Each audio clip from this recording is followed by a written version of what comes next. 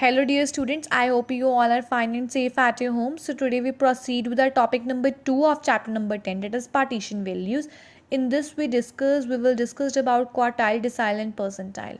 So the value that divides the series into more than two parts is called partition value. जो value एक series को divide करती है दो parts से ज़्यादा में उसे हम partition value कहते हैं. Partition values are estimated as quartile, decile and percentile. Quartile क्या है? If a statistical series is divided into 4 equal parts, the end value of each part is called quartile. It is written as Q. तो कहते हैं statistical series जो कि 4 equal parts में divided है, and value हर एक पार्ट को हम क्या कहते हैं? Quartile. It is written as Q कहते हैं. So have a look over here. This is your Q1, the first quartile जिसे हम लोअर क्वार्टाइल कहते हैं. This is M, this is second quartile. Q2 कहते हैं. It is same as that of median of the series. This is Q3, the third quartile. It is called a upper quartile. So next we proceed with the calculation of quartiles in individual and discrete series. Q1 and Q3 calculate करते हैं. Q1 का formula है n+1/4th item. Q3 का formula है 3 से multiply करना, 3 multiply n+1/4th item. So in individual series you have to taken n as number of items. n आपने individual series में नंबर ऑफ आइटम्स लेना है. डिस्क्रीट सीरीज में you will take that n is equals to sum of frequencies. Okay, sum of frequency लेना sigma f. Next we proceed with our calculation of quartile in continuous series. What is another name of continuous series? Frequency distribution. So in continuous series, the class interval of Q1 and Q3 are first identified as under. The class interval of Q1 कैसे निकालेंगे? Size of n/4th item. Class interval of Q3, that is size of 3 multiply n/4th item. The formula of Q1 and Q3 which we have to apply is same as that of median. Q1 का formula है L1 plus, यहाँ पे आपने बस n/4 लिखना है minus CF/F multiply आई. Q3 निकालना है तो यहाँ पे आप क्या लिखोगे? L1 plus 3 multiply n/4 minus CF/F into i. So in this way we calculate quartile in continuous series. Next we proceed with our next partition value, that is percentile. So in percentile divides the series into 100 equal parts and it is generally expressed as P. P से represent करते हैं हम इसे. There are 99 percentiles in a series ranging from P1, P2, P3 and so on up to P99. Okay. P50 would be the median of the series as it is generally or centrally located value in the series. As you all are familiar, आपके पास 100 है percentile तो centrally located value median होती है. तो 100 का half क्या है? 50. Calculation of percentiles in individual and discrete series. In individual and discrete series, P1, P2, P3 and so on are estimated using the following formula. P1 कैसे calculate करेंगे? n+1/100th item. P4 is size of 4 multiply n+1/100th item. P99 is 99 multiply n/1 upon n+1/100th item. So in this way you can calculate the percentile. If it is P35, 35 multiply n+1/100. If it is P40 तो आप निकालोगे 40 multiply n+1/100th item. So in this way you calculate the percentile in individual and discrete series. And you have to take n, that is in case of individual series number of items, in case of discrete series the sum of frequencies. So next we proceed with the calculation of percentile in continuous series. In continuous series, the class intervals of P1, P2, P3 and so on up to P99 are first identified using the following formula. So the class interval of P1 कैसे निकालेंगे? Size of n/100th item. P4 is size of 4 multiply n/100th item. P99 is size of 99 multiply n/100th item.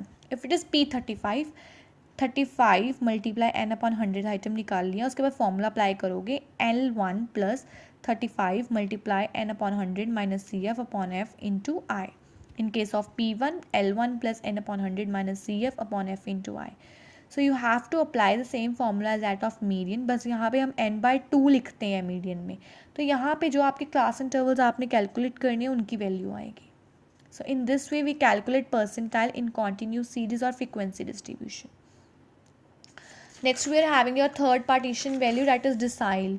Decile distribute the series into 10 equal parts. It is generally expressed as D and we have 9 deciles, that is D1, D2, D3 and so on up to D9 of a series.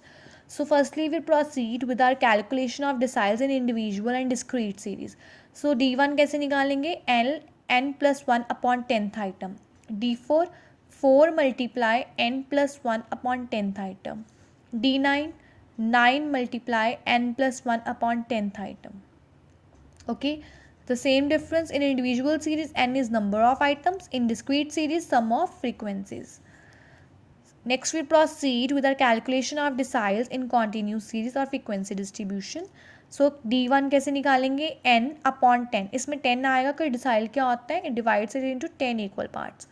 D4 4 multiply n upon 10. D9 9 multiply n upon 10. And you have to apply the same formula as that of median, बस यहाँ पे n by 2 लिखते हैं, यहाँ पे n by 10 आएगा. D4 है तो 4 multiply n by 10. D9 है तो 9 multiply n by 10. So what is the formula of D9? L1 plus 9 multiply n upon 10 minus CF upon F into I. So in this way we calculate decile in continuous series or frequency distribution. This all will be more clear with the illustration. So let us proceed with our illustration. Have a look on this question. Calculate the value of Q1, Q3, D8, P56 from the following data. You are having this data. Firstly मैंने wages लिख ली यहाँ पे question से ही 0 to 10, 10 to 20, 20 to 30, 30 to 40, 40 to 50. Okay. Next मैंने frequency लिखी है 22, 38, 46, 35, 19. CF as you all are familiar. CF कैसे निकालते हैं, 22, 22 plus 38, 60, 60 plus 46, 106, 106 plus 35, 141, 141 plus 19 that is 160. तो आपका n क्या है, 160. This is your continuous series as class interval is over here. Okay, तो हमने Q1 निकालना है पहले. Q1 का फॉर्मूला होता है n upon 4th item. n आपका क्या है, 160 upon 4th item that is 40th. तो आप CF में देखोगे 40 कहाँ लाई कर रहे हैं, आपका 22 और 60 के बीच में, तो हम ये वाला क्लास इंटरवल लेंगे. तो दिस इज़ योर L1 होता है, that is your 10. n by 4 आपका क्या आया, 40. इसके ऊपर वाली वैल्यू को हम क्या लेते हैं, दैट इज़ योर CF. ये CF होगी आपकी, ये F हो गई. CF हो गई 22. Okay, so this CF is your 22. F आपका क्या है, that is your frequency. Frequency is your 38. Multiply it with I. I क्या है, that is the difference between the class interval. कितना डिफरेंस है, दैट इज़ योर 10. तो calculate it. 10 plus 40 में से 22 गए, that is your 18 upon 38 multiply by 10. This is your 10 plus 180 upon 38. Then is your 10 plus, when you divide 180 plus divided by 38 you will get 4.74. तो आपका Q1 क्या है, 14.74. So in this way you calculate the Q1. Okay, so आपका Q1 calculate हो गया है. Next हम देखेंगे Q3. Q3 में यहाँ कैलकुलेट कर रही हूँ. I will mark a line over here.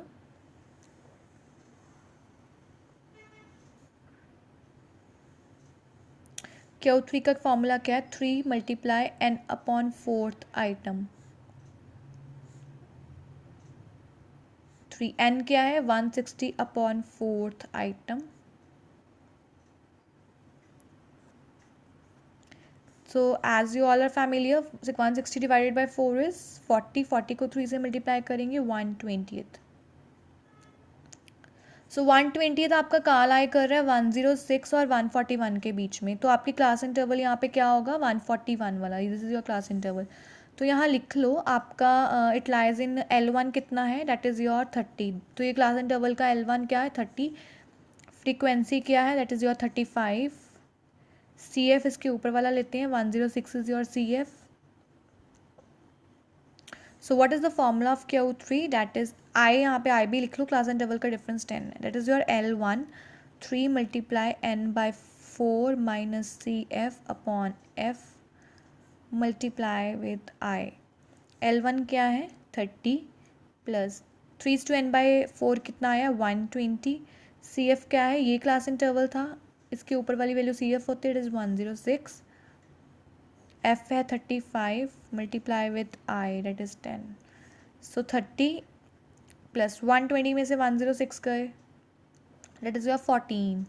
So 14 multiply 10 that is 140 upon 35. So when you divide 140 with 35, you will get 4. So this is your Q3. This is Q1. So we have done Q3 and Q1. Next we proceed with D8. So firstly I will write the class intervals over here. That is your 0 to 10, 10 to 20, 20 to 30, 30 to 40, 40 to 50. Okay, frequency 22, 38, 46, 35, 19. CF 22, 60, 106, 141, 160. Okay, क्या calculate करना है आपने? D8 का formula क्या होगा? n/10 लिखते हैं decile में हम. ओके, आई टोल्ड यू आगे आपने जो भी नंबर वैल्यू निकालना होता है परसेंटाइल वो लिखते हैं ना. 8th आइटम क्या होगा? ये 8 मल्टीप्लाई 160 अपॉन 10. कितनी वैल्यू आएगी? That is your 128th item.